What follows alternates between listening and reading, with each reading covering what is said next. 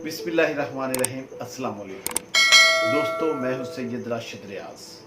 अंग्रेज़ अफसरान जिन्होंने हिंदुस्तान में मुलाजमत की, जब वापस इंग्लैंड जाते तो उन्हें वहां पे पब्लिक पोस्ट की जिम्मेदारी ना दी जाती। दलील ये थी कि तुमने एक गुलाम कौम पर हुकूमत की है जिसमें तुम्हारे अतवार और रवैये में फ़र्क आया होगा। यहाँ अगर उस तरह की कोई जिम्मेदारी तुम्हें दी जाए, तुम आज़ाद अंग्रेज़ कौम को भी इस तरह डील करोगे। इस मुख्तसर तारफ़ के साथ ये वाक़या सुने। एक खतून जिसका शोहर बरतानवी दौर में पाक हिंद सिविल सर्विस का एक ऑफिसर था।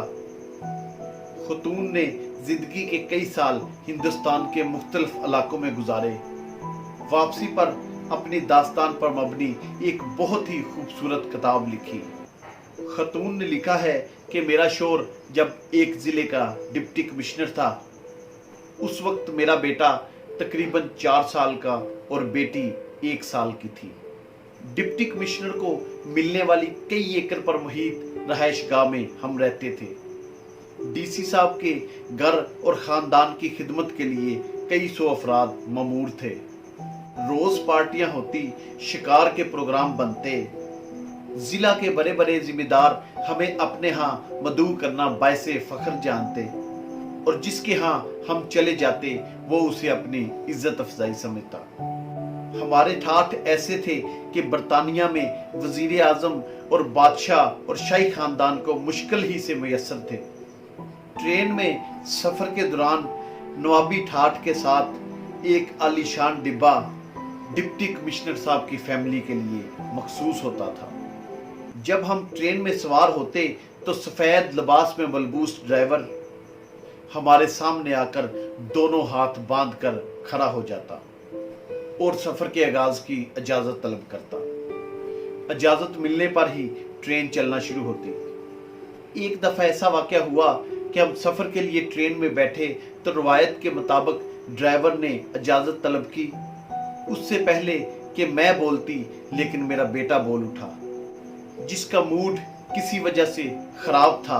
उसने ड्राइवर से कहा कि ट्रेन नहीं चलानी। ड्राइवर ने हुक्म बजा लाते हुए कहा, जो हुक्म छोटे साहब। कुछ देर बाद सूरत हाल ये थी कि स्टेशन मास्टर समेत पूरा अमला जमा होके मेरे 4 साला बेटे से दरख्वास्त कर रहा था, लेकिन बेटा ट्रेन चलाने की इजाज़त देने को तैयार नहीं था।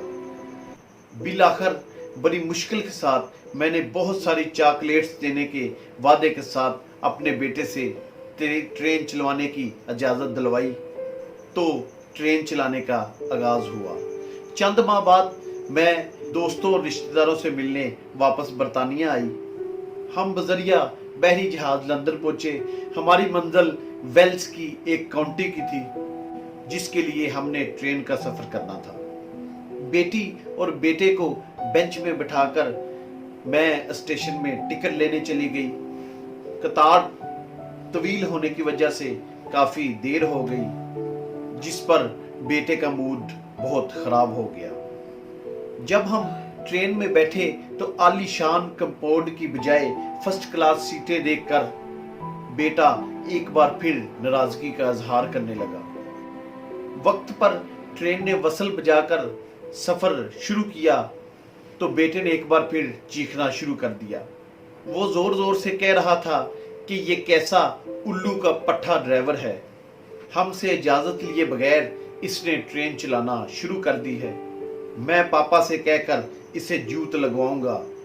मेरे लिए इसे समझना मुश्किल हो गया कि ये इसके बाप का ज़िला नहीं, एक आज़ाद मुल्क है।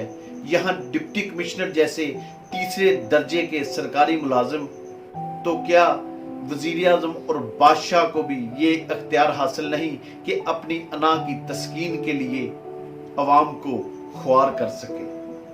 आज ये वाज़िया है कि हमने अंग्रेज़ को ज़रूर निकाला है, लेकिन हम गुलामी को देश निकाला नहीं दे सके।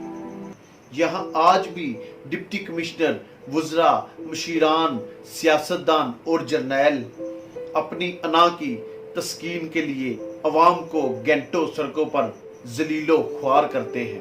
इस गुलामी से निजात की वाहिद सूरत यही है कि हर तरह के तासुबात और अकीदों को बाला ताक रखकर हर प्रोटोकॉल लेने वाले की मुखालफत करनी चाहिए, वरना 14 अगस्त को सिर्फ झंडे लगाकर और मोमबत्तियां सुलगाकर खुद को धोखा दे लिया कीजिए कि हम आज़ाद हैं। हम एक गुलाम कौम नहीं हैं, हम एक आज़ाद मुल्क में रहते हैं। अल्लाह आपका हामी और नासिर हो। पाकिस्तान जिंदाबाद।